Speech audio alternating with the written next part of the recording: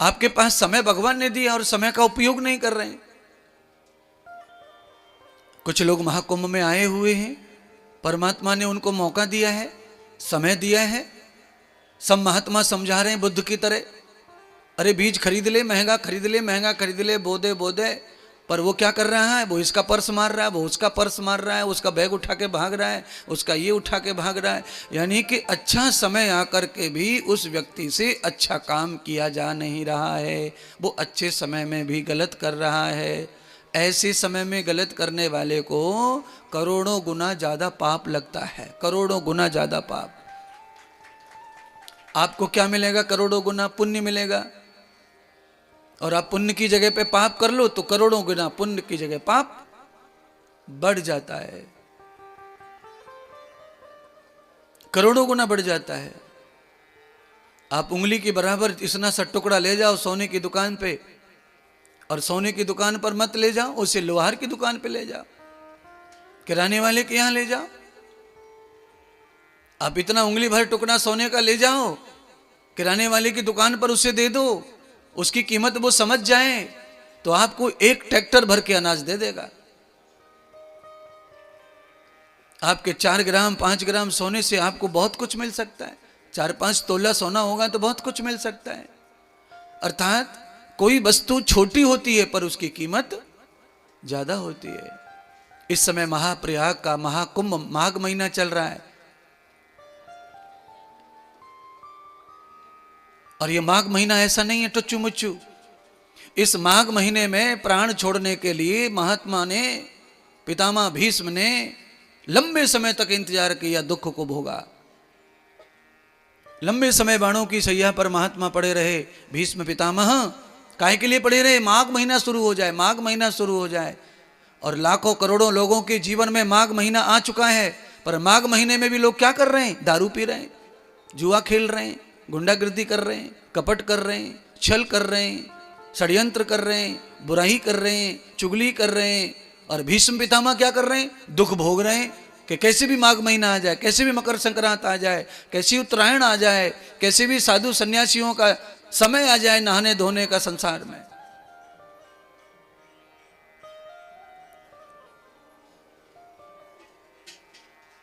और ये मानव क्या कर रहा है, आप सब जान रहे हैं मानव क्या कर रहा है।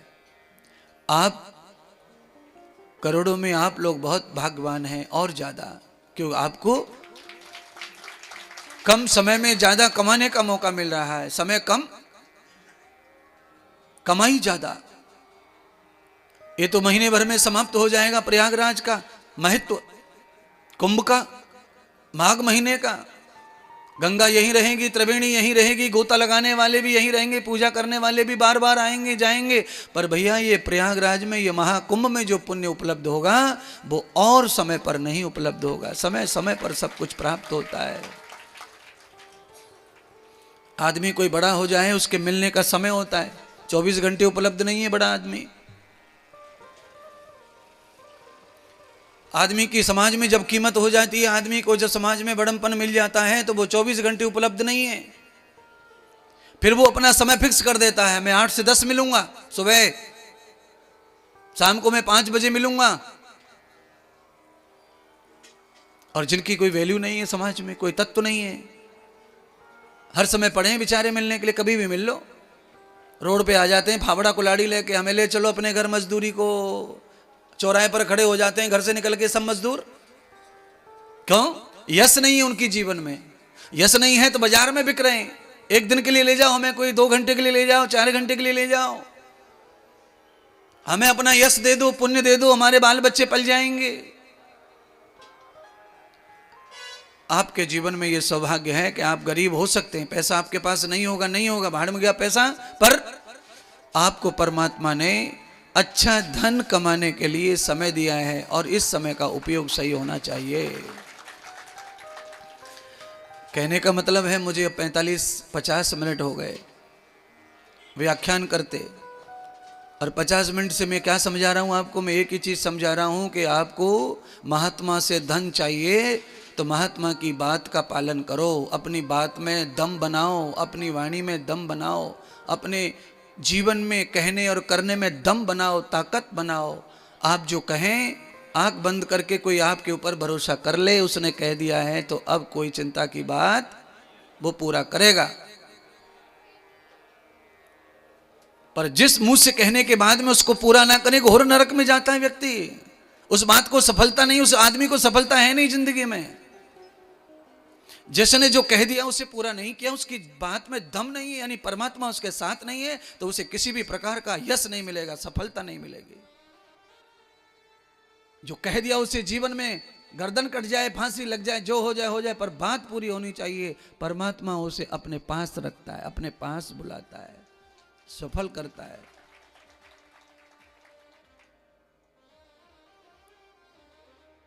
क्या होता है गुरु के वचन का फल? भगवान श्री सुखदेव राजा परीक्षित को कहते हैं, राजन, इंद्र ने भक्त प्रहलाद के पोते को, जिसको महादानी कहते हैं भागवत में, जिनका नाम है राजा बलि, इंद्र को ऐसा लगा कि ये राजा बलि जो है मेरे आसन पर बैठ जाएगा, मेरा आसन चला जाएगा, स्वर्ग का राजा बलि बन जाएगा। तो इंद्र ने कपट से राक्षस राज बलि को मार दिया।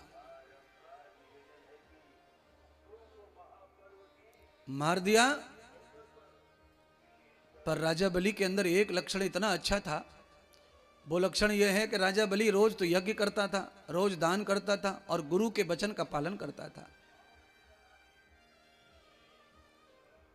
गुरु के वचन का पालन करता था, इसलिए शुक्राचार्य ने अपना तप बल सब लगा दिया उसको पुनः जीवित करने में, और गुरुदेव ने उसे पुनः खड़ा कर दिया, पुनः जीवित कर दिया।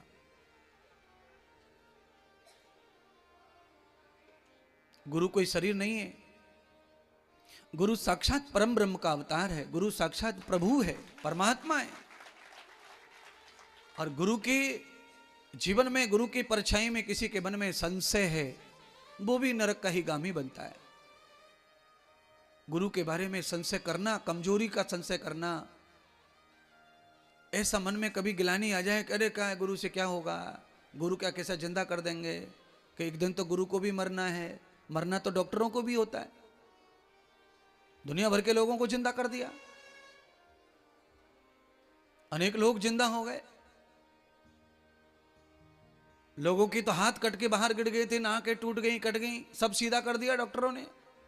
तो किसी की नाट कट के टूट के गिर जाए, हड्डियां टुकड़े टुकड़े हो जाए, डॉक्टर उसको भी खड़ा कर दे रहा है, तो डॉक्टर से तो कई गुनी ज्यादा ताकत महात्मा संतों में होती है। उनमें तो तप बल होता है, आत्म बल होता है, महात्मा में तो, डॉक्टर में तो बुद्धि बल ही तो होता है। बुद्धि बल से वो इतना खड़ा कर रहा है, इतना सहायता कर रहा है, इतना जीवन दे रहा है। महात्मा में बुद्धि बल होता है, आत्म बल होता है, तप बल होता है, भक्ति बल होता है, उसमें कई बल होते हैं महात्मा में। इसलिए कभी भूल से भी महात्मा यानी कि गुरुदेव के ऊपर छोटा होने का संशय नहीं करना। तापते ब्रह्मं त्वयवेदम, इसके लिए भगवान श्री राम ने गुरु किया, इसके लिए कृष्ण भगवान ने गुरु किया है। ये सब बुद्धि लोगों को आ जाए, संसार को, जीव को ये बुद्धि आ जाए कि गुरु की महिमा मानव के लिए क्या है। राम और कृष्ण नर नारायण मानव के रूप में आए, नर के रूप में आए, तो उन्होंने नर लीला की, मानव लीला की। इंद्र के द्वारा मारा हुआ बलि दोबारा जिंदा हो गया, और दोबारा जब जिंदा हुआ तो उसने गुरु की सेवा की। गुरु के एहसान कैसे चुकाएं, उसके लिए शुक्राचार्य जी को अपने घर पे रख लिया।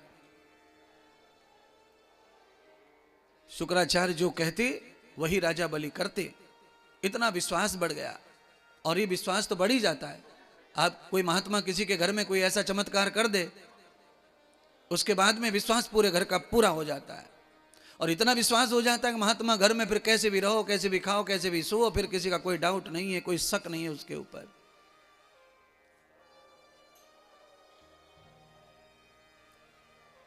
राजा बलि ने लगातार लगातार ध्यान किया, साधनाएं की, यज्ञ किए, दान किए। उसके फलस्वरूप राजा बलि को क्या हुआ, जिस बात का इंद्र को डर था, वो इंद्र का जो डर था वो डर साक्षात हो गया। इंद्र को किस बात का डर था, मेरी गद्दी चली जाएगी, मेरा स्वर्ग चला जाएगा, मैं राजा नहीं रहूंगा स्वर्ग का। जिस आदमी को ये डर पैदा हो जाता है कि मैं ये नहीं रहूंगा, वह आदमी थोड़े दिन के बाद वो रहता नहीं है उस गद्दी पर। क्यों नहीं रहता? क्योंकि डर ही उसके अंदर आया तब है, जब परमात्मा निकल गया तो डर आता है। परमात्मा जो आया तो निडर हो जाता आदमी। अभयम कुरु जाता दभयम परोक्षात, अभयम मित्रा दभयम मित्रा। पहले एक वेद मंत्र बोला था, अभी दोबारा एक और मंत्र बोला है। परमात्मा जब मित्र स्वरूप हमारे साथ हो जाता है तो हमारे अंदर से हारने का डर समाप्त हो जाता है। क्यों? दो मित्र, रात के अंधेरे में दो मित्र, लाइट चली गई, दो लोग हैं, दोनों ही मित्र हैं। लाइट जाने पर जंगल में दो मित्र अगर साथ हैं तो उनको किसी प्रकार का डर लगता नहीं है। अच्छा, मित्र की जगह पर दुश्मन हो साथ में तो लाइट चली जाए अचानक से और हमें पता है कि वो दुश्मन है और लाइट चली गई तो क्या होगा आदमी का? दोनों का, उसका वो दुश्मन है तो उसका भी फिर दुश्मन ही हुआ, तो दोनों का क्या होगा? दोनों के अंदर एक दूसरे के प्रति भय पैदा हो जाएगा। इसीलिए परमात्मा को दुश्मन नहीं, परमात्मा को मित्रवत चाहो। आज हम इसी पर ही कथा सुनाते रहेंगे। द्रवतो सखान वर्धनम, धर्म हमारा सखा होना चाहिए, मंत्र हमारा सखा होना चाहिए और गुरुदेव हमारे सखा होने चाहिए। एक एक रूप परमात्मा का यही है। सखा भाव में क्या होता है? गुरुजी और शिष्य में तो मर्यादाएं बहुत होती हैं, और सखा भाव में क्या होता है? मर्यादाएं नहीं होती हैं। जो दिल में है, जो दुख है, परेशानी है, सुख है या इच्छाएं, वो हम कह सकते हैं, बता सकते हैं। उससे क्या होता है? या तो डांट पड़ेगी, क्रोध होगा, होगा तो होगा क्रोध। अगर कुछ गलत है तो क्रोध हो जाएगा, कोई फर्क नहीं पड़ता। पर क्रोध हो जाएगा, डांट पड़ जाएगी तो कल के लिए सब अच्छा हो जाएगा। कल अपन उसी तरह की बातें नहीं करेंगे, सावधान तो हो जाएंगे, फ्री हो जाएंगे। पर मन में ये भाव है कि हम बोलेंगे तो हो जाएगा, हम बोलेंगे तो हो जाएगा, और बोल भी पा नहीं रहे तो आदमी कुचुर कुचुर करके परेशान रहता है। इसलिए अपने दिल में जो है उससे बोलने के लिए बोलते समय सखा भाव समझ के बोल दीजिए। अच्छा है, युक्त है तो उसका फल मिलेगा, इच्छा पूरी होगी। अगर वो उचित नहीं लगा गुरुजी को तो उसका फल ये होगा कि आपको डांट मिलेगी, सीख मिलेगी, समझाएंगे ये ठीक नहीं है, ऐसा मत कहो, ऐसा मत सोचो, तो आपके लिए कल अच्छा, परसों अच्छा, हमेशा के लिए बुद्धि क्लियर हो जाएगी। तो इसलिए परमात्मा, सखा, माता पिता और संसार में किसी के साथ जो उचित है वो बात कहने के लिए थोड़े समय के लिए मित्र भाव होना चाहिए। और मित्र भाव में क्या होता है? दोष नहीं लगता।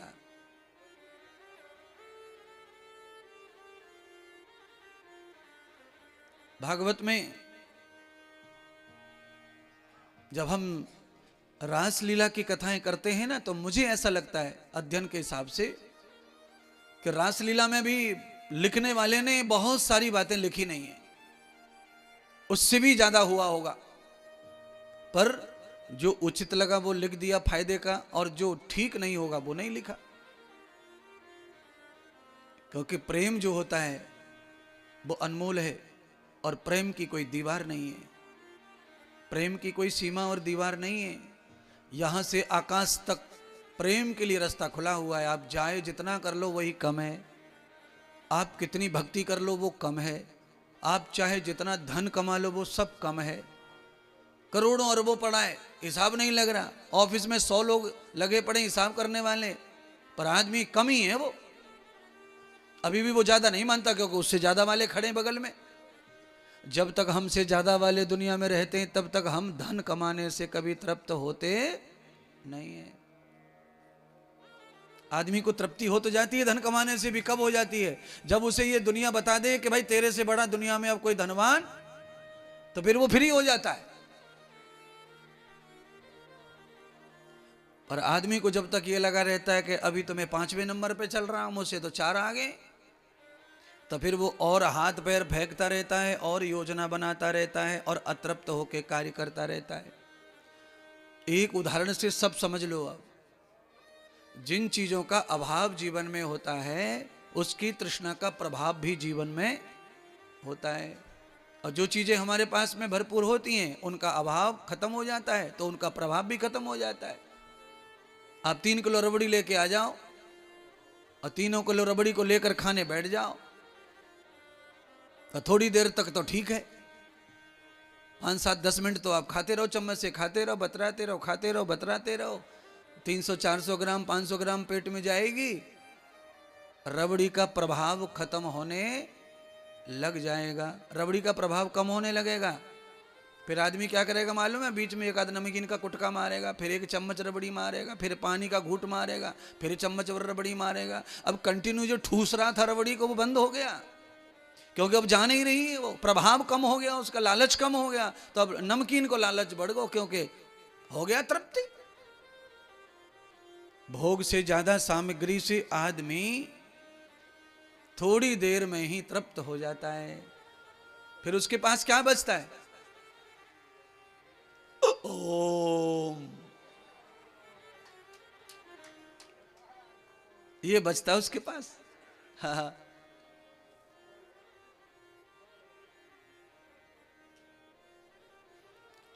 तीन चीज आज पकड़ लेना, इस कथा में से काम बन जाएगा तुम्हारा। पहली चीज, गुरु की आज्ञा का, सेवा का नित्य पालन करना है। दूसरी चीज, गुरु के द्वारा दिया हुआ जो मंत्र है उसका नित्य जाप करना है। तीसरा, बिना यज्ञ के भोजन नहीं करना है। यज्ञ कर दिया मतलब दान हो गया।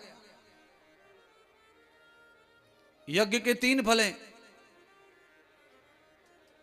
पहला फल है देव पूजा, दूसरा फल है संगति, तीसरा फल है दान।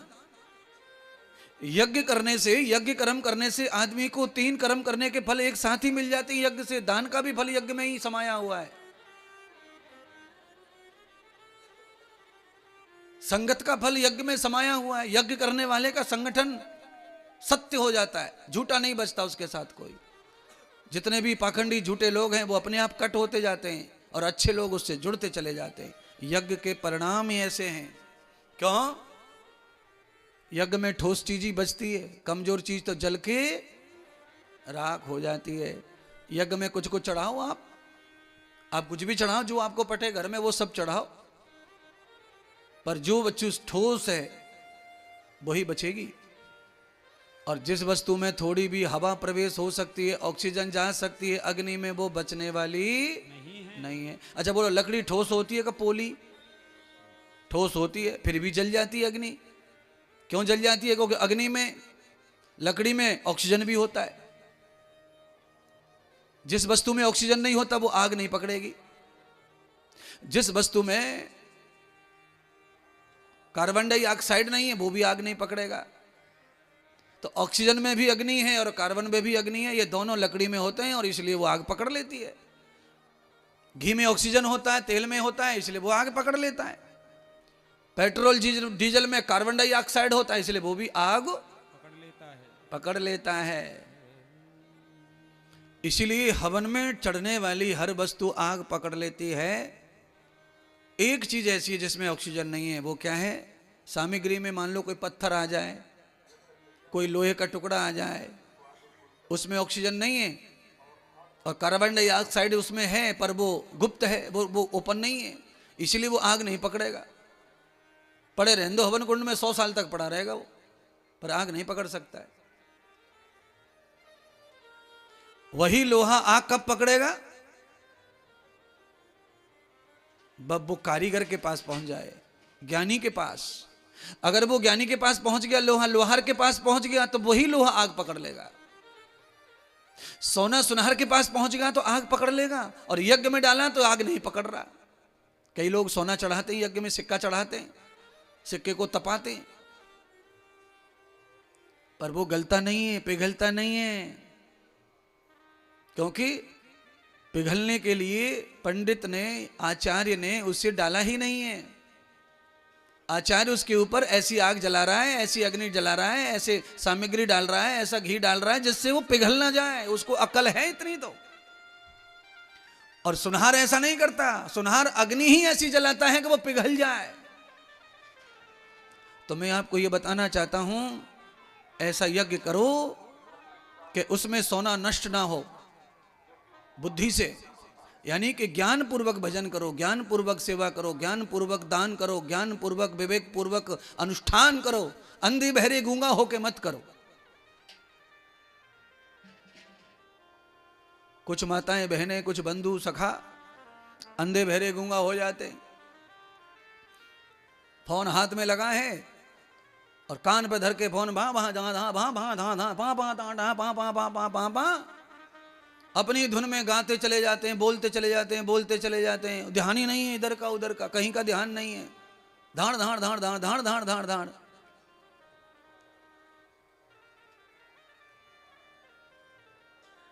उसका परिणाम क्या क्या होता है वो तो तुम में से कोई ऐसा नहीं ना देखा हो परिणाम, सबने कभी न कभी तो भोग लिया है परिणाम। मोबाइल पे फालतू बकवास करने का परिणाम है कि आदमी को ठोकर लगती है, गिरता है, उसे नुकसान होता है, वो टकराता है। राजा बलि भगवान शुक्राचार्य जी की कृपा से, यज्ञदान की कृपा से स्वर्ग के राजा बन गए, और स्वर्ग की गद्दी पर जो कपटी भाव से इंद्र बैठे हुए थे, देवता होकर भी कपटी भाव था उनका। अब जरूरी ये नहीं है कि कोई देवता है तो उसमें कोई दोष ना हो, देवता में भी दोष हो सकता है। और जरूरी ये नहीं है कि कोई चांडाल घर में पैदा है तो उसमें गुण ना हो, देवता के रूप में पैदा होके दोषी हो सकता है, चांडाल पैदा होके ज्ञानवान, यशवान, कीर्तिवान हो सकता है। क्यों क्यों हो सकता है? कर्म प्रधान कर्म प्रधान विश्वरच को कर संग बढ़ावई।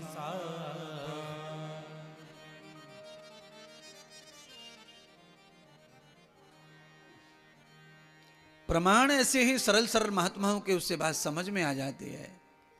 मैं रामायण की चौपाई नहीं गाता तो भी समझ तो रहे थे आप, पर ये ऊपर से गा दिया तो ऐसा समझ लो कि पान खा के मुंह पहुंच लिया, एकदम माल ठोस हो गया। यस्तम प्रमाण कृतम दृष्टाम, भागवत की कथा हो या कोई व्याख्यान हो, भागवत के श्लोक बोलो, गाओ, भागवत गाओ, सुनाओ, पर साथ में कोई दृष्टांत सामाजिक जरूर होना, नहीं तो कथा फीकी है, कथा समझ में नहीं आएगी। फिर अगर बिना दृष्टांत के कथा समझ में आए तो पढ़ने वालों की क्या कमी है? दुनिया पढ़ रही है इसको, आप खुद पढ़ लो अपने घर पे जाके। पर आपको अपने घर पे जाकर के कथा पढ़ने में आपको खुशी नहीं आएगी, एक बार भी हंसी नहीं आएगी, पढ़ते पढ़ते आंसू आएंगे, यहां से जमाई आती रहती है, आदमी जमाई लेता रहता है, आंसू टपकने लगते हैं, यहां से यूं यूं करने लगता है गर्दन से। सारे विद्यार्थी परेशान है भागवत सीखने वाले। और महात्मा इंद्रदेव के सामने कथा सीखते समय हंसते बोलते नाचते कूदते कथा पूरी परफेक्ट अंदर प्रवेश हो जाती है महाराज। क्यों? कुछ कुछ बातें ऐसी जो समझानी पड़े देसी भाषा में, कुछ भाषा ऐसी है कि उनमें महात्मा इंद्रदेव को खुद ही घुसना पड़े। अच्छा बोलो, आप सब लोगों में बताना, हाथ खड़े करना, खाट पे मशीन बांध के सिमैया कौन कौन ने बनाई हैं? हाँ ठीक है, मैं देख लिए, ज्यादातर पुराने हाथ उठे, ये नए नवेले तो मर गए सही सांझ के, इनको तो पता ही ना सिमैया, ये तो उनको चाउमीन कहते हैं कि जन कहा कहते हैं, सिमैयन नहीं है। बोलो, चाइना वालों ने वो आटे की सिमैया बना के भेज दी पैकेट में करके, उसको लोग कह रहे मैगी। बोलो, और चाइना क्या कर रहा है? नकली है, नकल कर रहा है वो, भारत की पहले से नकल कर करके तो देश बसाए। सब नकली लोग उधर बढ़ गए, बन गया चाइना। बोलो, आटे की हमारी अनपढ़ दादी नानियां दुनिया भर का प्रोडक्ट बना के चली गई और अब कंपनी बना रही है सिमैया। और अनपढ़ दादी इतनी सिमैया बना दे कि अब खुद खा ले, छोरी खवा दे, बुआ खवा दे, ननद दे दे, बड़ी ननद दे दे, भर भर के टोकना। पर समय बड़ा बलवान, जगत में समय बड़ा बलवान। समय के चलते क्या क्या हुआ समाज में महाराज। अब समय बदल गया, व्यक्ति वही है, नानी का डीएनए चल रहा है, दादी का डीएनए चल रहा है, पर समय बदला तो सिमैया सिमैया नहीं रह गई हैं, मैगी बन गई हैं। और सुनो, 24 रुपया को 1 किलो आटा पिस जाए और आटे में पानी डाल के मशीन में निकाल लो, 24 रुपया में 1 किलो मैगी तैयार। और चाइना वाले 1 किलो मैगी को कितने बेच रहे हैं? 800 रुपये किलो, 60 रुपया ही 100 ग्राम आम है। गर्म पानी करो, डाल दो, खा लो। दादी नानी भी वैसे बनावे पहले, गर्म पानी हो गया, उबल रहा पानी और डाल दिया समैया और उतार लिया और छान लिया छलने में। डालो बेटा खाओ, दही डालो, गुड़ डालो, शक्कर डालो, जो पटे सो डालो। और ये साली मैगी में कुछ डाल सकते हो? कोई डाल सकता गुड़? बताओ, इसमें कुछ ना डाल सके, खाली डालना तो वही डाल लो, मिर्ची मसाले। और दादी की हाथ की बनी हुई मैगी में कुछ भी डाल लो, दूध डाल लो, खीर बन जावे। और मैगी में दूध डाल दो तो क्या बन जाओ? दूध रहेगो, दूध के टुकड़े टुकड़े। बोलिए सतगुरुदेव भगवान की जय हो। वृंदावन जाएंगे, मन में हर्षाएंगे, बांके बिहारी जी के दर्शन पाएंगे। सबका करेंगे उद्धार मेरे बांके बिहारी, सबका करेंगे उद्धार मेरे बांके बिहारी, सबका करेंगे उद्धार मेरे बांके बिहारी, करेंगे उद्धार मेरे बांके बिहारी। वृंदावन जाएंगे, मन में हर्षाएंगे, बांके बिहारी जी के दर्शन पाएंगे। सबका करेंगे उद्धार हो मेरे बांके बिहारी, सबका करेंगे उद्धार मेरे बांके बिहारी, सबका करेंगे उद्धार हो मेरे बांके बिहारी, सबका करेंगे उद्धार मेरे बांके बिहारी।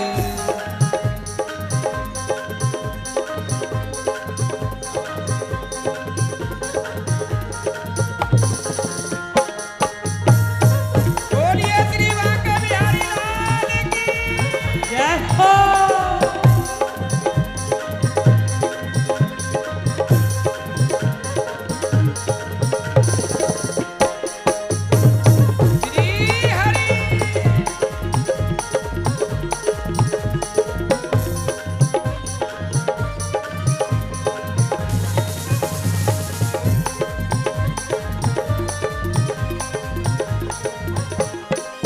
कल कल करती यमुना जी, सबसे प्यारा निधिवन है।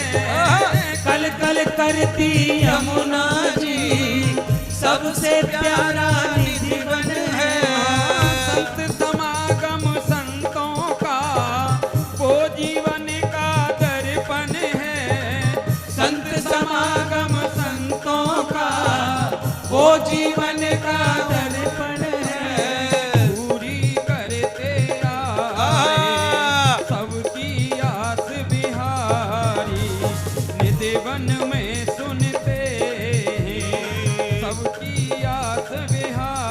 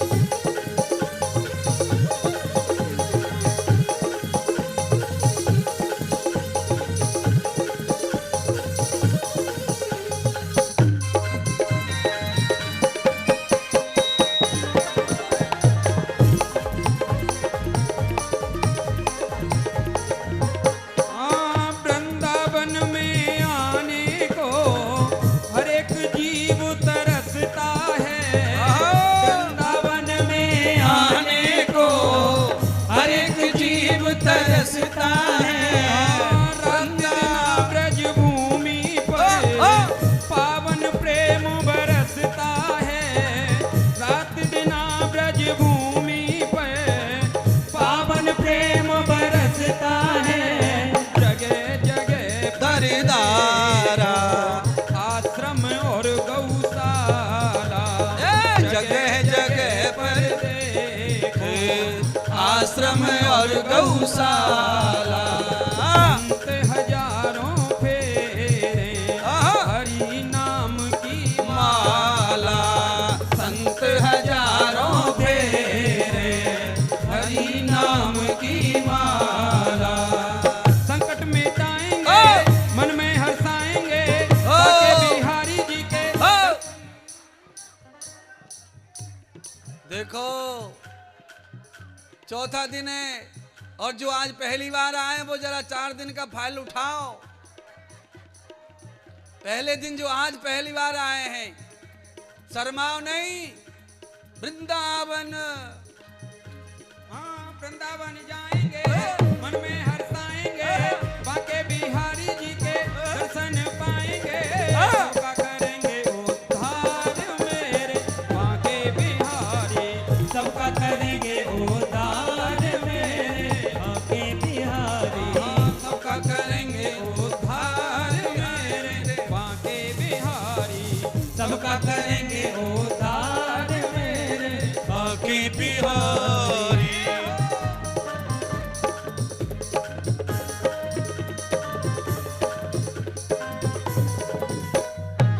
बोलिए श्री वृंदावन धाम की।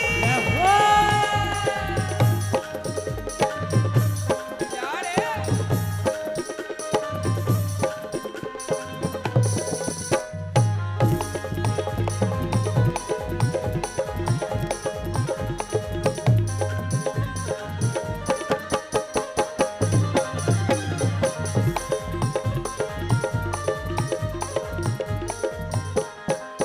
ब्रज की उस पावन रज से माथे तिलक लगाएंगे। ब्रज की उस पावन रज से माथे तिलक लगाएंगे। धर्मधरा पर पग रखते सब संकट मिट जाएंगे। धर्मधरा पर पग रखते सब संकट मिट जाएंगे। या ब्रज में जाते हैं जब बार बार बलिहारी, जा ब्रज में बल जाते बार बार। कुंज बिहारी सदा कृपा करते राधे बाके कुंज बिहारी।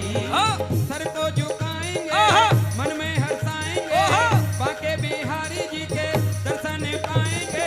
सबका करेंगे कल्याण हो मेरे बाके बिहार, सबका करेंगे उद्धार। राधा राधा बाके बिहारी, सबका करेंगे उद्धार मेरे बाके बिहारी।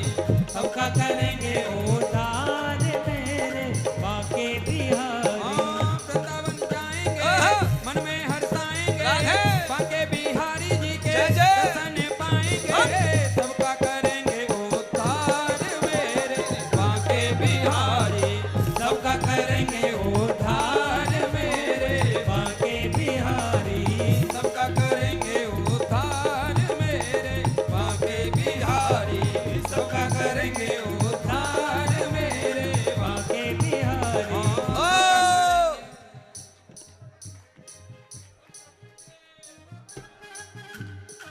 एक बार और जो आज पहली बार आए हैं वो सीधा घूम के ऐसे घूम के सबको हंसाएंगे, वृंदावन जाएंगे बाके बिहारी जी के दर्शन पाएंगे। सबका करेंगे उद्धार मेरे बाके बिहारी, सबका करेंगे उद्धार मेरे बाके बिहारी।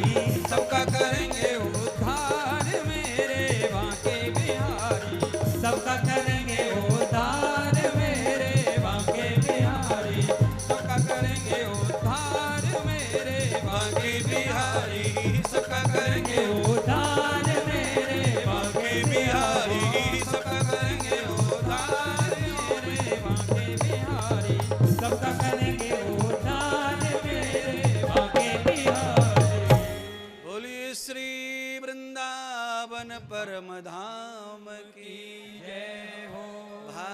भागवत महापुराण की जय हो। महाकुंभ महोत्सव की जय हो। तीर्थों की राजा प्रयागराज की जय हो। यजमान परिवार की जय हो। आज की परमानंद की जय हो। बोलिए श्री सतगुरुदेव भगवान की जय हो।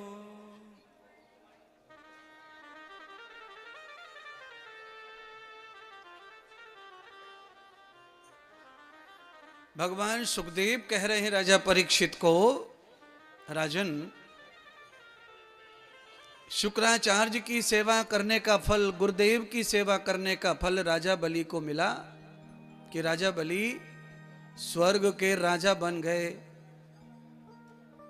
और गुरु आज्ञा तोड़ने वाले इंद्र को फल मिला कि स्वर्ग का सुख चला गया उनके हाथों से, राज्य चला गया, सुख चला गया, ऐश्वर्य चला गया। क्यों? ऐश्वर्य किसी का अपना नहीं होता है, ऐश्वर्य परमात्मा की कृपा से ही प्राप्त होता है। जब चाहे तब ले सकते हैं, जब चाहे तब पात्र देखते ही परमात्मा। ये चेला पात्र हो गया, इसको ऐश्वर्य दे दो, और ये चेला कुपात्र हो गया, वापस ले लो। इसीलिए महात्मा इंद्रदेव आपको व्यासपीठ से ये समझाना चाहते हैं कि जीवन हमेशा यशस्वी रहे, ऐसा ही सोचो, ऐसा ही कर्म करो। जीवन में अपयश प्राप्त होवे ऐसा कोई काम अपने से ना हो जाए। जो भी हम करें वो यशदार हो, सफल हो, विजयी हो। सद्गुरु भगवान सुखदेव राजा चक्रवर्ती को समझाने लगे, हे सम्राट परीक्षित, इंद्र आदि समस्त भ्राता सारे देवता जब उनका पतन हो गया, धनहीन हो गए, कर्महीन हो गए, यशहीन हो गए, तो उनकी वैल्यू कैसी होगी? ऐसी वैल्यू होगी कि 10 जगह मांगे और 1 जगह मिले, 9 जगह ना। आगे बढ़ो, आगे बढ़ो, आगे बढ़ो, ये वैल्यू हो गई महाराज। गुरु आज्ञा को जो तोड़ देते हैं, भगवत आज्ञा को तोड़ देते हैं, जो दिया हुआ अनुष्ठान है, मंत्र है, उसे जो तोड़ देते हैं, उनका आगे का समय कैसा आता है? जो आप कुंभ में देख रहे होंगे, चिल्लर पड़ी है, बिस्तर पे बैठे, कोई सचमुच के गरीब हैं और कोई गरीबी का नाटक कर रहे हैं। ये क्या है? ये अपयश की ओर जा रहे हैं। इनको यश मिलने वाला यश नहीं मिलेगा।